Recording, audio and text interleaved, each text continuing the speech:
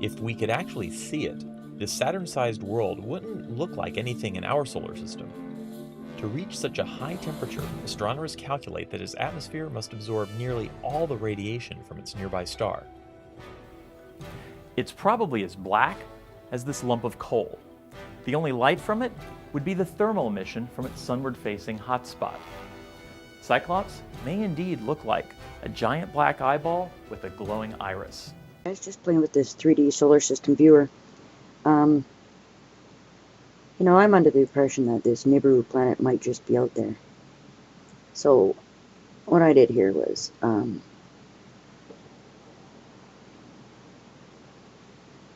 just trying to figure out where it's coming from.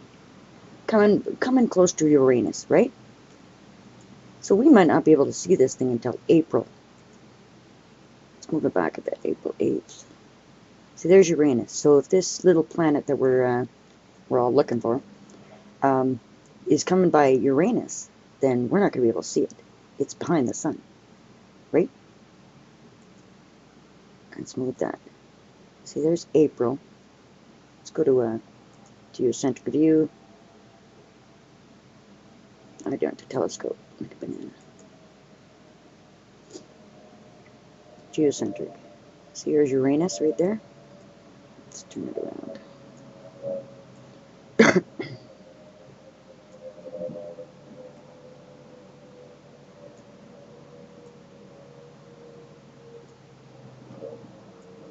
little bit of a lag here. High graphics. See where Uranus is? From our perspective, Uranus is over here. So that sun's really bright. We might not be able to see her until late April. We should definitely be able to see it by the end of April, right?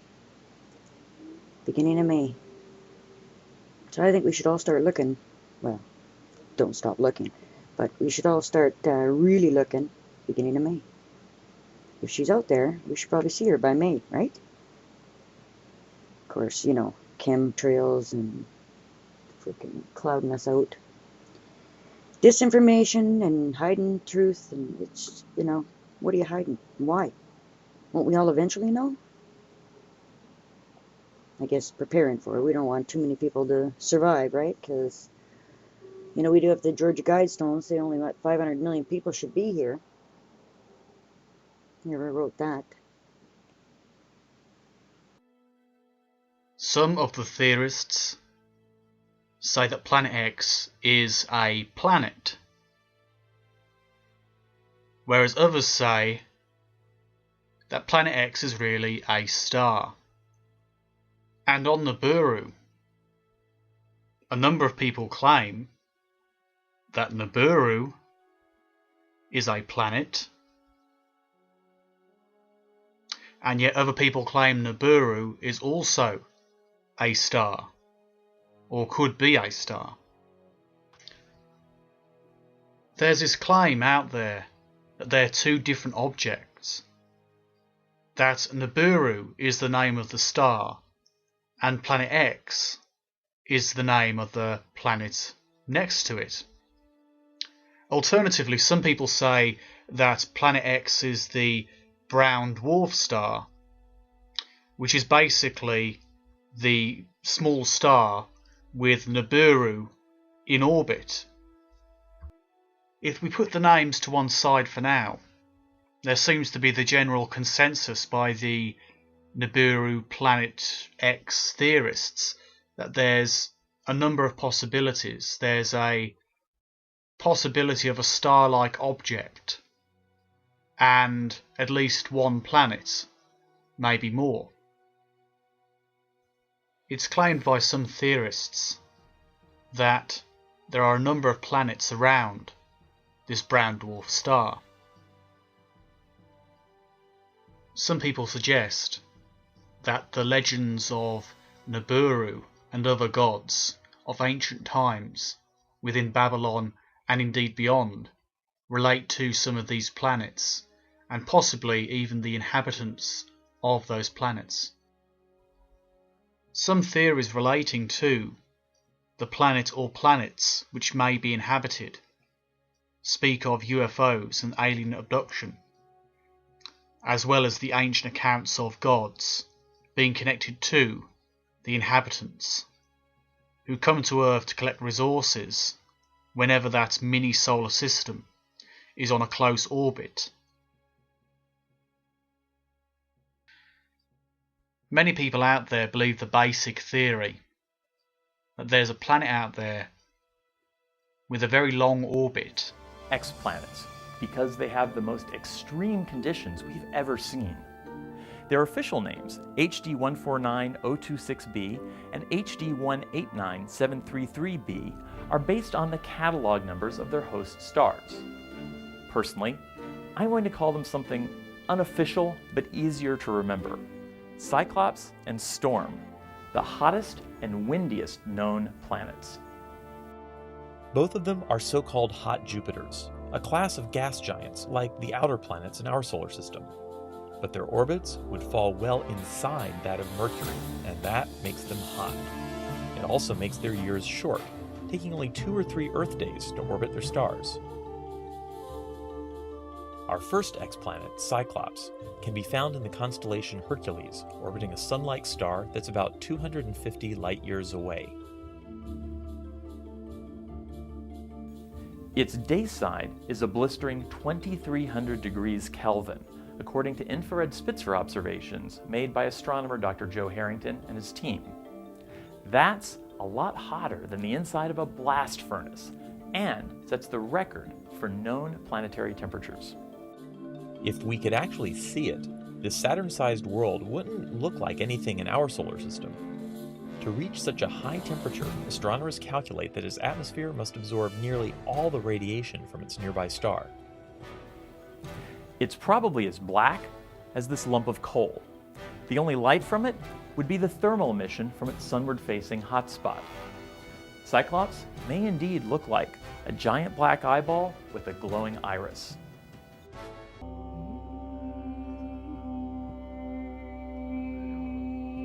The Lowell Observatory was established in 1894 in Flagstaff, Arizona, by Percival Lawrence Lowell, an independent businessman, mathematician, and astronomer. One reason Lowell founded the observatory was to study the planet Mars and its canals. The other was the search for other objects of interest in our solar system, most particularly Neptune's perturber, Planet X, a fact that revisionist historians downplay or paint over. Yet it was Lowell's intention to find the mysterious Planet X that led to the discovery of Pluto.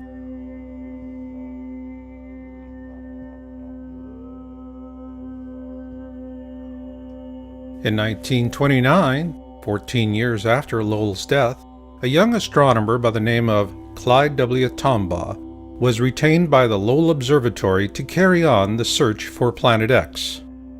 And on February 18, 1930, he discovered Pluto. At the time, astronomers believed he had found Planet X, Neptune's perturber. Consequently, the topic of Planet X languished for some time after Tombaugh's discovery. However, after the discovery of Pluto's moon Charon in 1978, it was determined that Pluto lacked the mass to be Neptune's perturber, as it is only about 60% the size of our own moon. So with that, the search for Planet X was once again afoot. It's also interesting to note that Pluto was later demoted to the status of a dwarf planet in 2006 by the International Astronomical Union.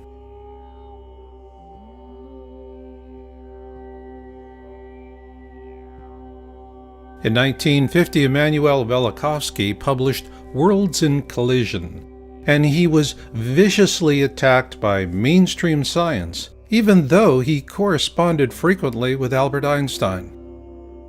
What generated this medieval response from modern science is that Velikovsky used ancient accounts to question the Darwinian notion of evolution with evidence of periodic cataclysms caused by large objects flying through the core of our solar system. Despite ruthless suppression, Velikovsky's work reawakened an open discussion of Planet X, and following that, a steady trickle of interest emerged, both in mainstream science and the media.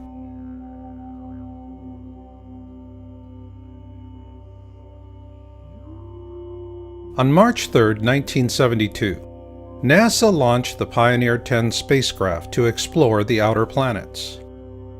However, according to government whistleblowers, the real purpose was to find Planet X, or at least to help narrow down the search field.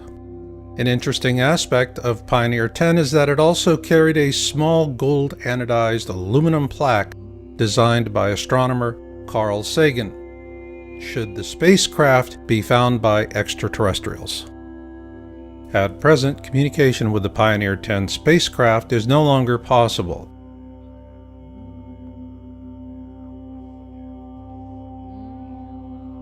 Following the launch of Pioneer 10, the topic of Planet X would have languished again had it not been for Zecharia Sitchin, the author of The 12th Planet, which was first published in 1976. According to his translations of ancient Sumerian texts, a race of beings living on a planet called Niburu bioengineered early hominids on Earth to turn them into slaves for the purpose of mining gold. Called the Anunnaki, these beings lived on a planet the Sumerians called Niburu, what we call Planet X today, and the Sumerian accounts tell us that it orbits our Sun every 3,600 years, and flies through the core of our system, often causing great cataclysms on Earth. Sitchin's translations and theories are corroborated by an ancient wisdom text called the Colburn Bible. And according to Planet X historian Greg Jenner in his book Planet X and the Colburn Bible Connection, previous flybys of this mysterious object caused the sinking of Atlantis, the deluge, and the 10 plagues of Exodus.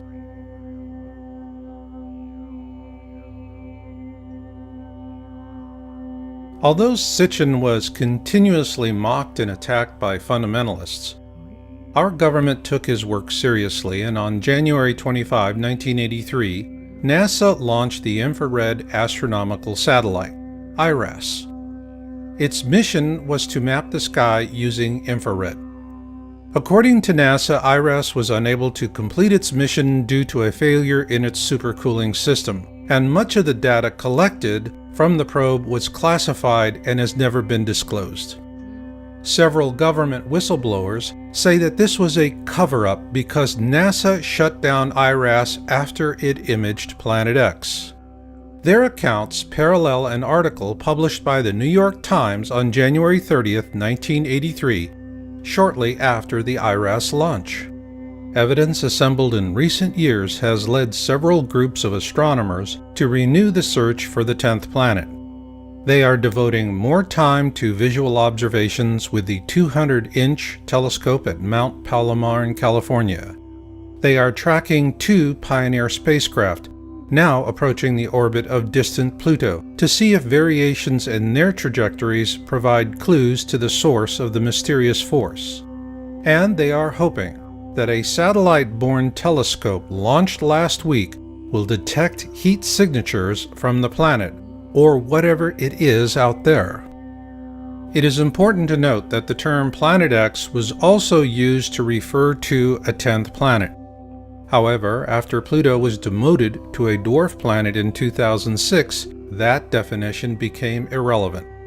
But what is relevant is what IRAS imaged and the consequences of those observations.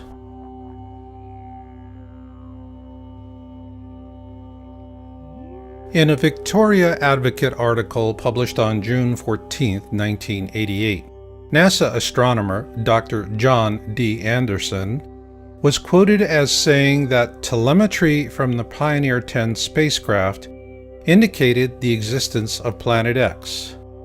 Also note that this article was sourced from Google News and was featured in Yowza.com's March 2012 article titled "The Planet X Cover-Up in the Mainstream Media."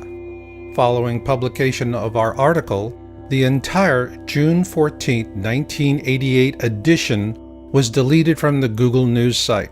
However, a complete copy is available for Yowza.com subscribers. But what is relevant here is that Anderson is a NASA astronomer with one heck of a resume, and what he said in that 1988 news article was powerful. In that article, he said, "We have a 90 to 99% confidence that Uranus and Neptune are being disturbed, and by one candidate for that is a single planet X." At that point, our government became more interested in keeping public attention focused much closer to home. After all, if you can't see it, it's not there, so go back to sleep, America.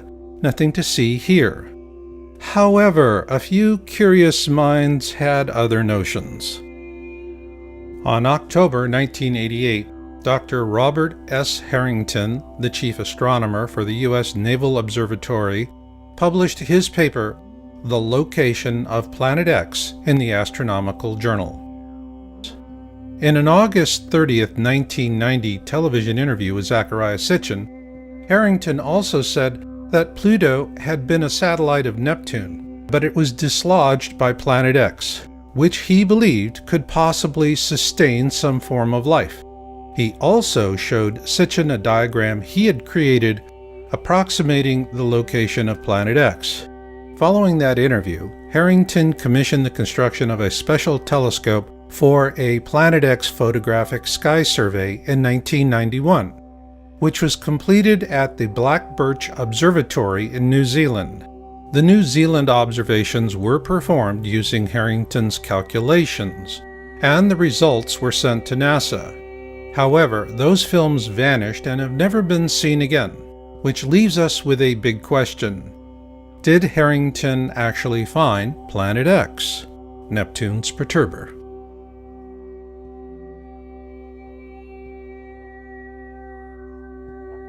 In 1992, Sitchin produced a documentary titled, Are We Alone in the Universe? At the end of that film, Sitchin quotes a NASA press release from that same year. Unexplained deviations in the orbits of Uranus and Neptune point to a large outer body system of 4 to 8 Earth masses on a highly tilted orbit 7 billion miles from the Sun.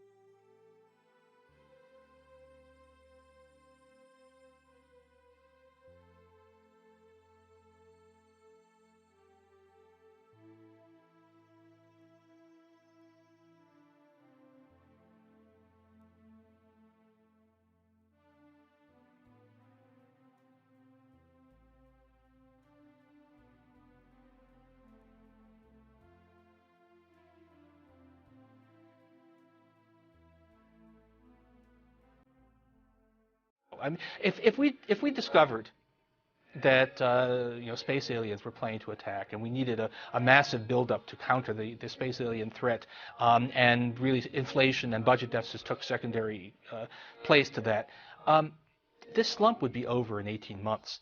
And then if we discovered, whoops, we made a mistake, there aren't actually any space aliens. So we need Orson Welles, is what you're saying. No, there was a Twilight Zone episode like this in which scientists fake an alien threat in order to achieve world peace. Well, this time we don't need it. We need it in order to get some fiscal stimulus. You to vote on the news, and here's the winner. There's a huge, hidden, heavenly body right here in our solar system. Evidence is mounting that either a brown dwarf star or a gas giant planet is lurking at the outermost reaches of our solar system, far beyond the planet Pluto. According to the British newspaper The Independent, the object is 4 times the size of Jupiter. Experts say the presence of such a massive object could explain why a barrage of comets has been coming from that direction.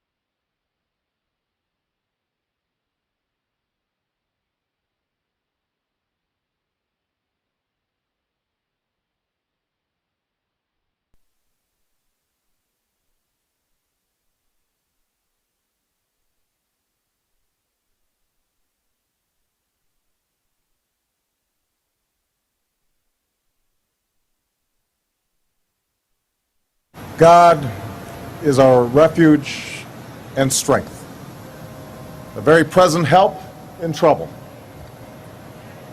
Therefore, we will not fear, even though the earth be removed, and though the mountains be carried into the midst of the sea, though its waters roar and be troubled, though the mountains shake with its swelling. There is a river whose stream shall make glad the city of God, the holy place of the tabernacle of the Most High. God is in the midst of her. She shall not be moved. God shall help her just at the break of dawn. The nations raged, the kingdoms were moved. He uttered his voice, the earth melted. The Lord of hosts is with us. The God of Jacob is our refuge. Come behold the works of the Lord, who has made desolations in the earth. He makes wars cease to the end of the earth. He breaks the bow and cuts the spear in two. He burns the chariot in fire. Be still and know that I am God. I will be exalted among the nations. I will be exalted in the earth. The Lord of hosts is with us. The God of Jacob is our refuge.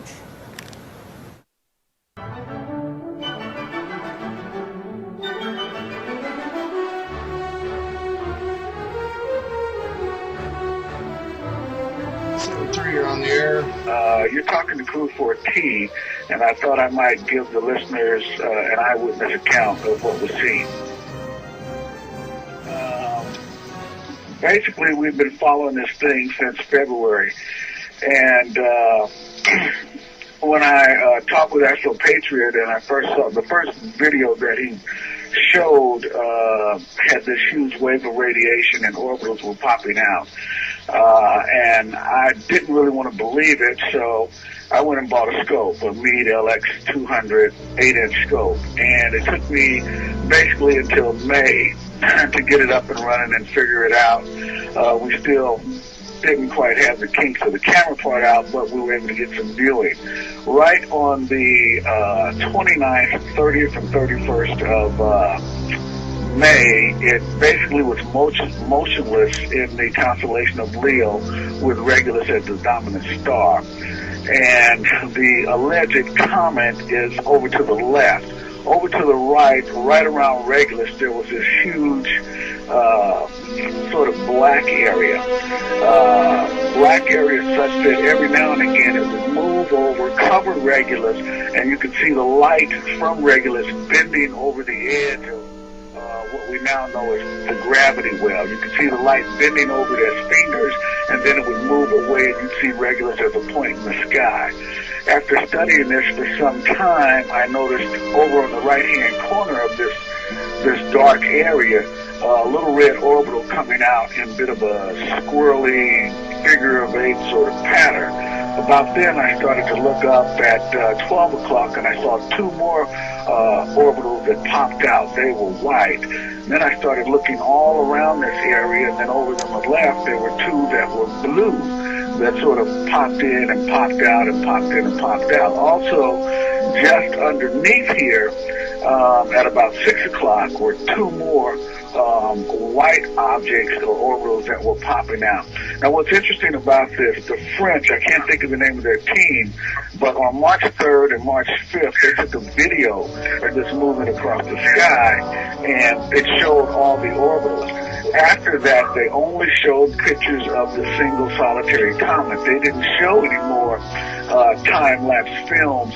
All they did was point to the one area was a comet, and what you really wanted to see was over to the right of that. They didn't take any more pictures of that. I'm sure they saw it. They just didn't take any more pictures. In any event, it scared me so bad that night on the 29th, I immediately called I immediately spoke with Carol and one of the other members of our group. And actually, I had to, not to mention it or anything at that point. I was actually frightened. So the next night, which was the 30th, on a Sunday, I thought, well, I don't believe what I saw. It's not real. I'm going to just forget it. I'll just take a look again. And it was still motionless, and unfortunately, it was still there. The orbitals were still there. The popping out was going on. And this, I became even more frightened. And also, I was still a bit in denial until finally on the third night, I said, I'll forget what I saw the last 2 nights, and I'll look again this time on the third night. And on the third night, exact same thing. It was still motionless. The orbital cloud, I don't mean the orbital cloud, but the gravity well was still bending light over at Regulus and then moving where you could see Regulus. The red orbital was still coming out, doing a real squirrely orbit. The 2 on top were there, the 2 on the left, and the 2 on the bottom. And, at that point, I couldn't convince myself of that I didn't see what I saw. I'd seen it 3 nights in a row. It didn't go away, and the consequences of that have caused me to make urgent changes in my life and my habits and so forth. By trade, I'm a physician / amateur astronomer / archaeologist and a number of other things, but my main occupation is a physician. I have my own practice, etc. And I've been doing this for 25 years, so I didn't start yesterday. It still makes me tremble to think about what I saw. And then, as time has passed on, we're getting more evidence. More volcanoes are going off, more earthquakes. A 6.7 near the east coast of Japan. They say it's in the sea, and it says it's near the east coast. That's bad enough. But the earthquakes have picked up, the volcanism has picked up, and the weather modification and changes we're having, and we're getting to a point. It's a bit of serendipity, as Tara alluded to before, my calling this particular person and finding out, he's getting calls from China, he's getting calls from folks in Arkansas telling him to come right away, not explaining it to him. And I just happened to call because I sent him an email, and I said, hey, I really don't need these. It's not the money, I'll buy something else. And then he got curious, well, you're in Missouri, he said. And I said, yeah. And he said, well, what do you need with, Arctic sleeping bags? And that's when I told him about Ellie, and then it sort of, I guess he had an epiphany, it clicked as to why the Chinese were urging him to bring his entire family, but not telling him why. Same thing with the group in Arkansas, telling him to come, and they'd given him basically a 3-week window.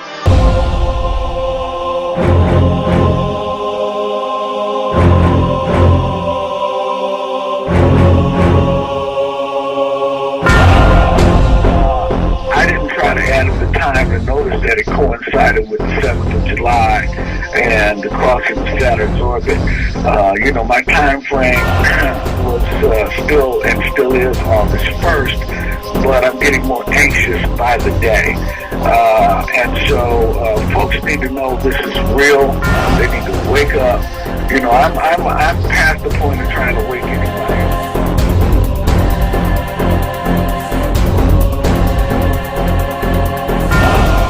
Mexico at the Paiute Indians, the cliff dwellers, and the problem with them is the elevation is too high. You don't want to be that high. You want to get out of that area. There are 4 or 5 volcanoes in New Mexico, and now I'm going to blow up towards that area, so you don't want to be in that ash fallout.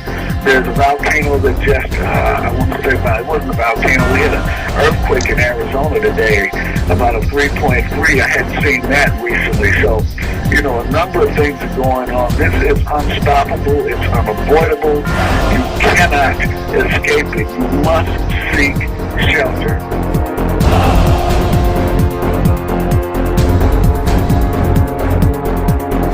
Probably answer really quickly and then continue from the chat room.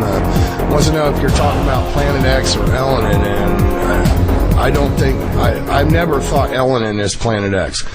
Terrell's pretty stuck on that, but I think Elenin is a result of it. It's a comet that's been kicked in Elenin is extinction level event, Niburu is near. Right. Does that explain it?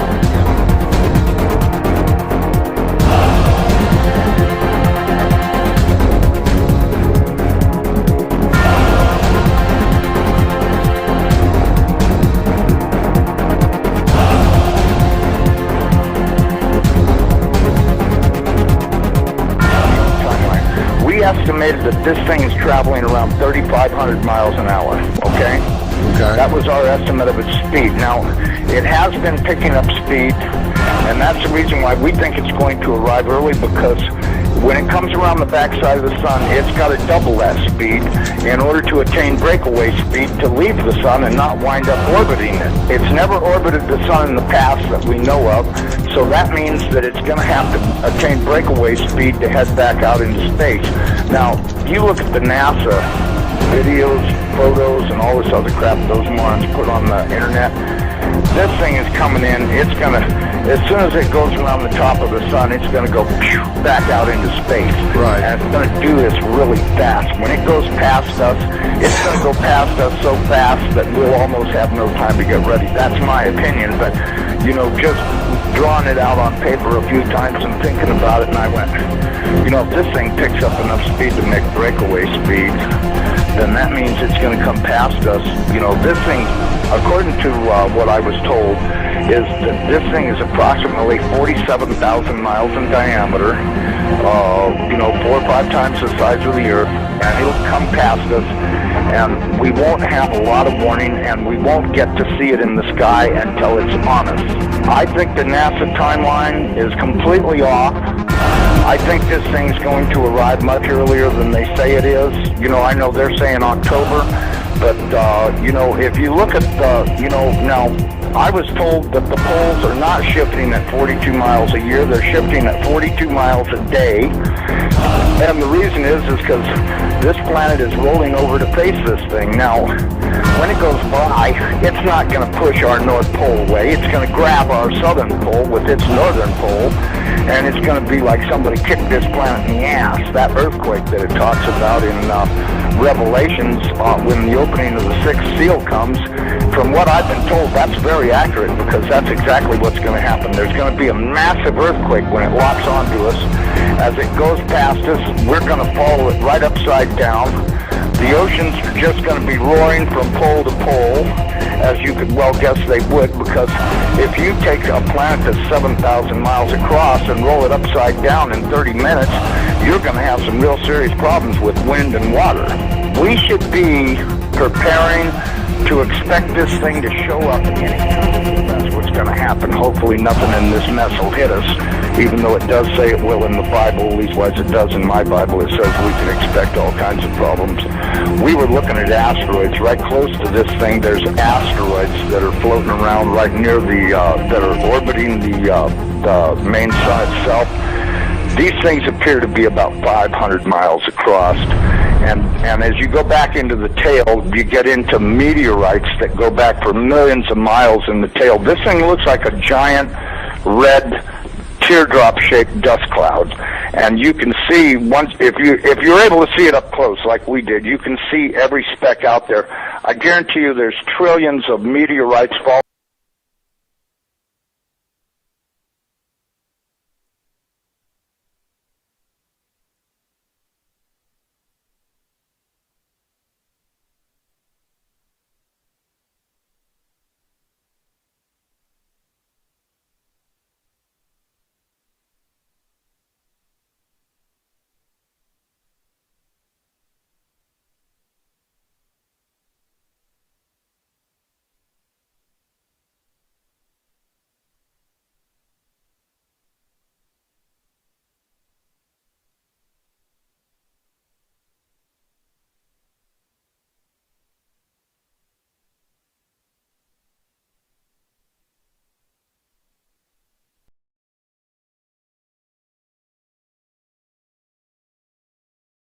Assumption Parish officials are testing newly discovered gas bubbles near the Bayou Corn sinkhole. Workers from the State Office of Conservation and contractor CB&I have taken samples of the gas bubbles to determine their source, although officials acknowledge the bubbles likely are connected to the sinkhole.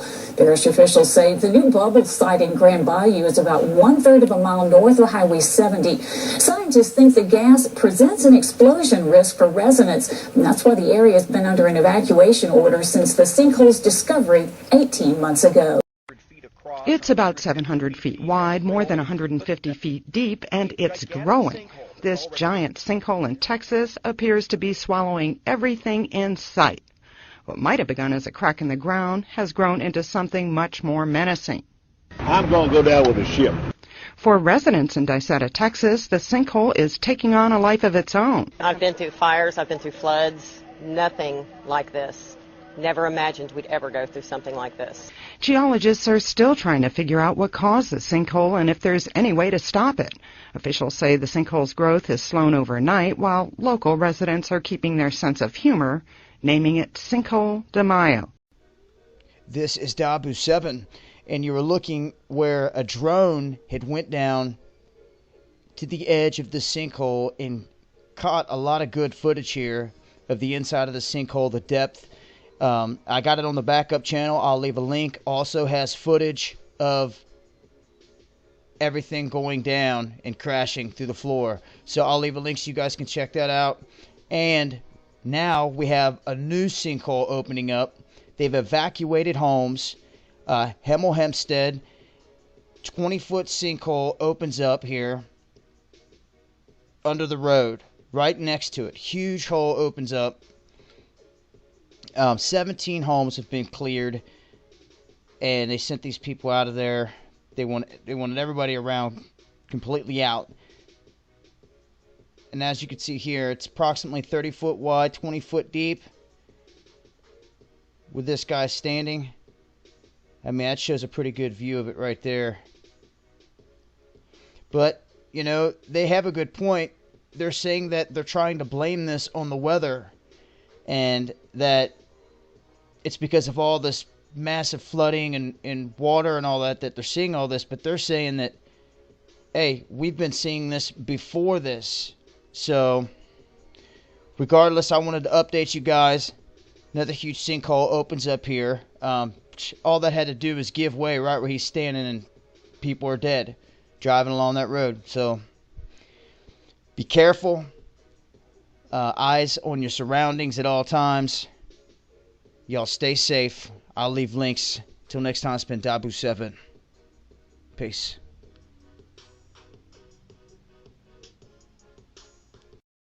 The most powerful earthquakes in the history of the United States happened along the New Madrid Fault in 1811 and 1812. Those earthquakes were reportedly felt more than 1,000 miles away. Scientists assure us that one day we will once again see very powerful earthquakes along the New Madrid Fault.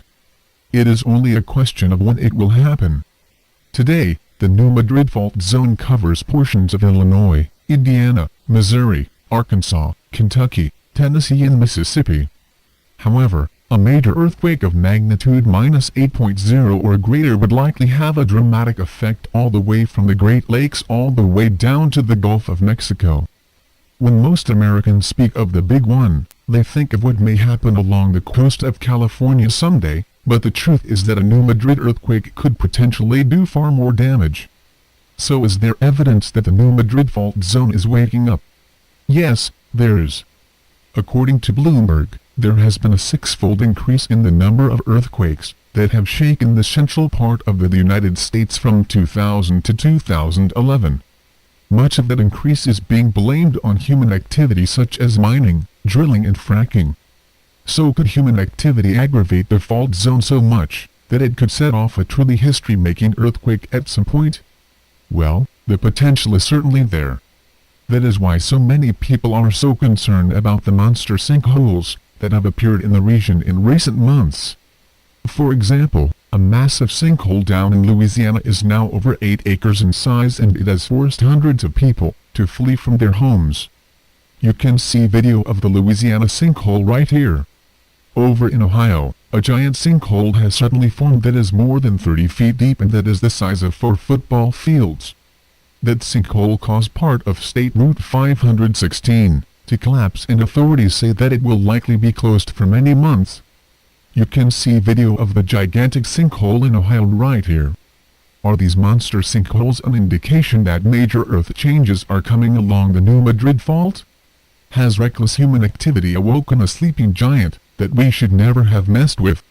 The sinkhole down in Louisiana is of particular concern because it has been venting natural gas.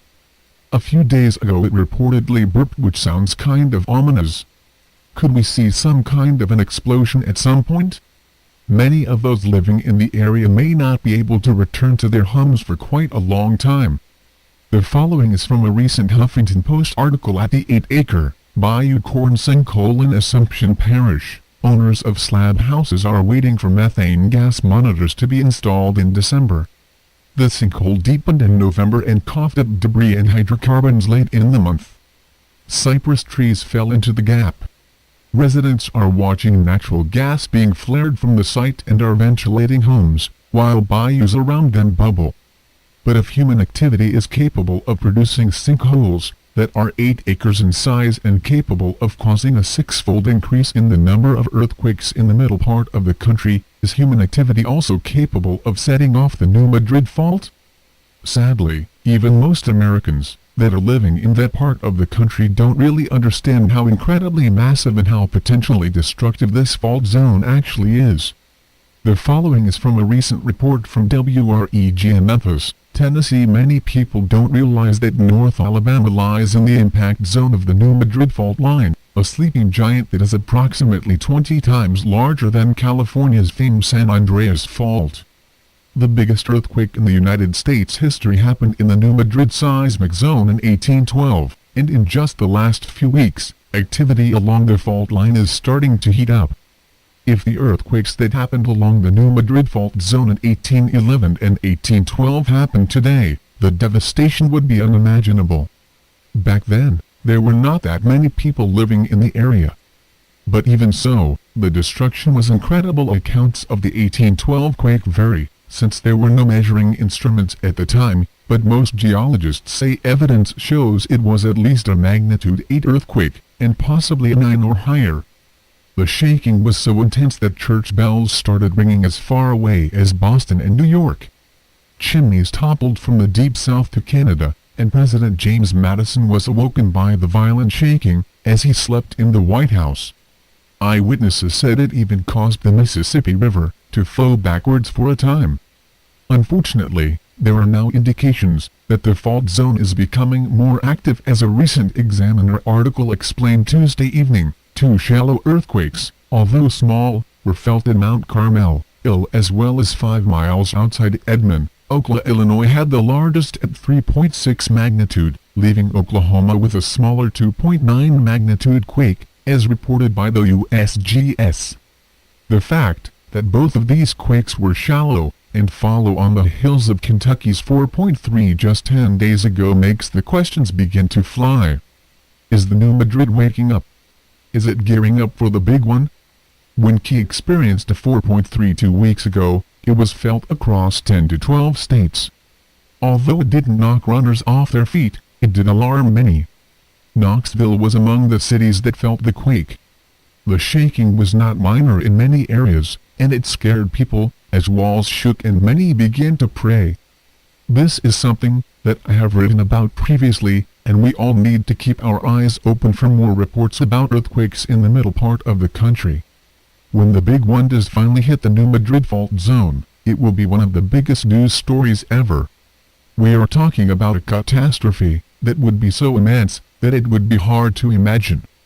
According to ABC News, a study by the Mid-America Earthquake Center found that in the event of a major earthquake along the New Madrid Fault, nearly 750,000 buildings would be damaged, 3,000 bridges would potentially collapse, 400,000 breaks and leaks to local pipelines, and $300 billion in direct damage and $600 billion in indirect losses would occur. You can read much more about the New Madrid Fault right here.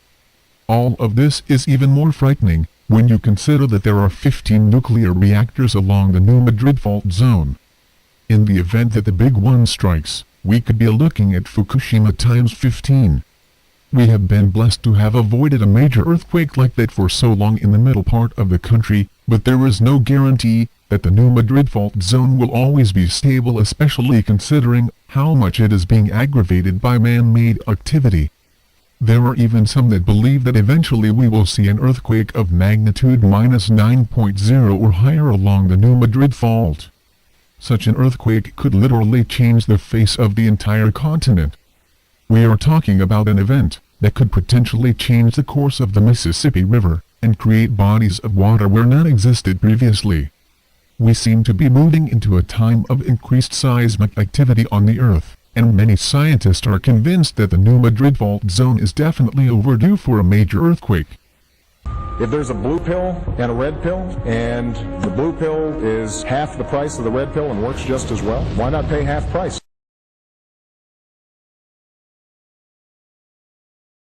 Massive sinkhole in Bayou Corn are inches away from seeping into the freshwater bayou. A protection levee built to keep that material in the sinkhole is sinking. News 2's Adrian Pittman gets answers on what could happen if the protection wall gives way. Assumption Parish officials fear the break in the berm could cause major environmental damage in the area, leaving them on high alert.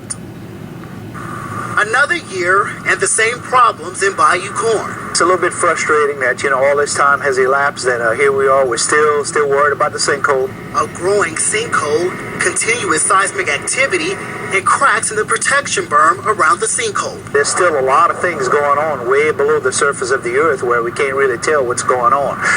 If that south berm is still subsiding, still cracking, that means something's happening down below. Since last week, activity along the sinkhole has stopped because increased amounts of micro-earthquakes. Because of those small quakes, the protection wall is dropping into the sinkhole. At this point, you would think we'd have a clearer picture in our mind as far as what to expect in the future, but that future is still very cloudy right now. Since October, the berm has dropped a total of 4 feet, and within the last week, it's dropped a foot alone, leaving residents and officials here in Assumption Parish concerned.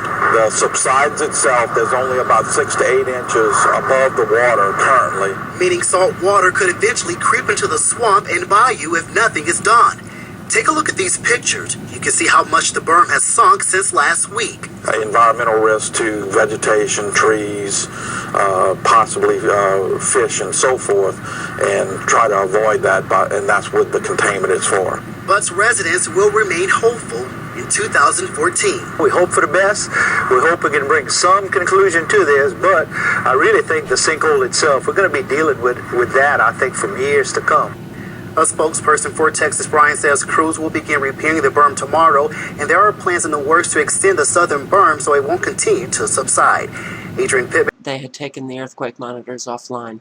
But this was interesting. Human rights defender Senator Fred Mills believes that it appears Assumption Parish Salt Dome sinkhole is becoming another ongoing man-made Lake Peigneur catastrophe, a government-supported oil and gas industry genocide through poisoned water, according to his interview Sunday by Deborah Dupre. Mystery gas bubbles plaguing Bayou Corn sinkhole area are also increasing at Lake Peigneur. I think I'm pronouncing that right, maybe not. 80 miles west of the sinkhole. Okay, but what I'm going to play for you now is this YouTube video. It's only approximately 10 minutes long. Lake Peigneur's oil rig hits a salt mine and causes mayhem. This video gives an excellent and thorough background of what happened in 1980. It's obvious that while we can't understand much of what is going on today with all of these catastrophes, all of them, BP oil spill, the Louisiana sinkhole, all of the tornadoes and the snowstorms, no, because man is lying. The lying is so pervasive in our society that we cannot get to the truth any longer. What is also very clear is that corporations are destroying Earth. They are destroying planet Earth, and there are cover-ups in every catastrophe, and the citizens of every country are denied access to documents, they're denied access to meetings, they're denied access to the information that they need to protect themselves and their families. When did you first notice these sinkholes? Well, when that hole started getting bigger, and then once I removed the rock and I cleaned off the garage floor, and I noticed where the water was going, it was making a hole and kept getting larger and larger. And as time grew on, that's been maybe within the last 3 months. Okay, let's go look at that one in the garage again. Dramatic pictures out of Ohio this morning. Take a look at this. It's of a sinkhole where it swallowed up a car while it was traveling down a busy street.